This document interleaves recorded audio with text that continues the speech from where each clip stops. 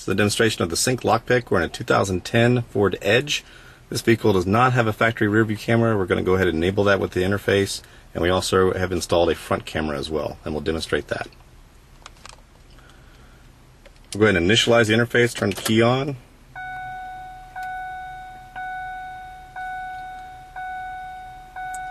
Then as the radio boots, the lockpick interface will be ready for its initial setup and programming.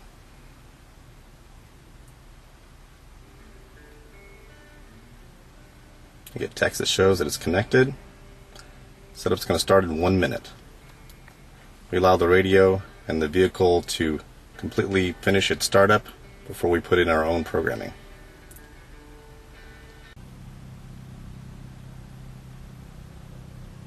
Okay, 1 minute has passed. Now the lockpick setup is beginning. It's going to go through a set of different questions. First question is, do you have a factory rear camera? In this particular case, we're going to say no, we do not. It says, do you want to add a rear camera? Yes, we do. Will you also be adding a second camera? And yes, we are. You have an option for an automatic DVD in motion. That way you don't have to push any buttons to enable a DVD. It just happens all the time. You have no loss of nav function with this. So we're going to select yes.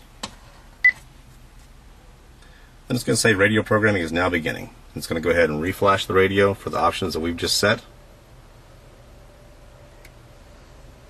Radio reboots. Now all the functions that we've selected during setup are operational. Gives you a message the setup is complete. Now we can demonstrate by placing the vehicle into reverse. Camera option is enabled. We have our own lockpick camera in place. These have the distance lines on them. Put it back into a drive or park, automatically turns off. And again, we can push our steering wheel buttons. Same button, just hold it 2 seconds. And you have choices that'll show up. First one you can see is enable nav view. So if you want to put in an address while in motion, you can just select yes, and it'll allow you a 60-second time to put in your addresses. Push the button again. Give you an option for view the rear camera. We're going to go sit and select yes on this. Now this is in drive. This will operate while in motion in any gear. You can turn on the backup camera at will. Turn it off by pressing the steering wheel button, same one. Camera turns off. Let's demonstrate the front camera now. It's going to return to the last function that you were on, so that was a rear camera. We'll advance past that one. It's going to view the second camera. We'll select yes. In this case, this is our front camera. We have one on the front of the vehicle.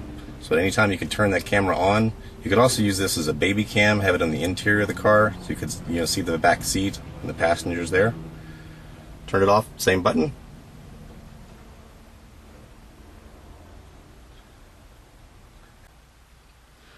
Earlier during setup, we had set the DVD in motion for automatic operation. That means that you don't have to press any buttons to see the DVD regardless of what gear you're in.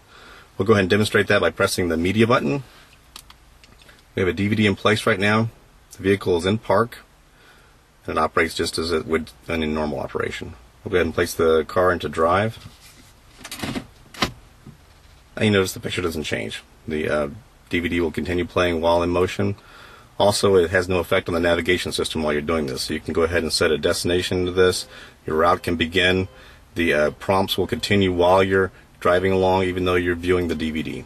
And anytime you can switch back and forth between the map and the DVD, and you can see that everything is working as it should.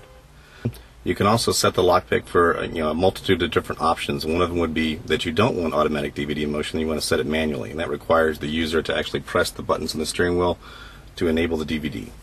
We can demonstrate that. We'll go back through the setup again, and you can do that anytime with the lockpick. Again, just press and hold the steering wheel button. You can advance through the different menus until you get to change lockpick settings. We'll say yes. It's going to begin the setup.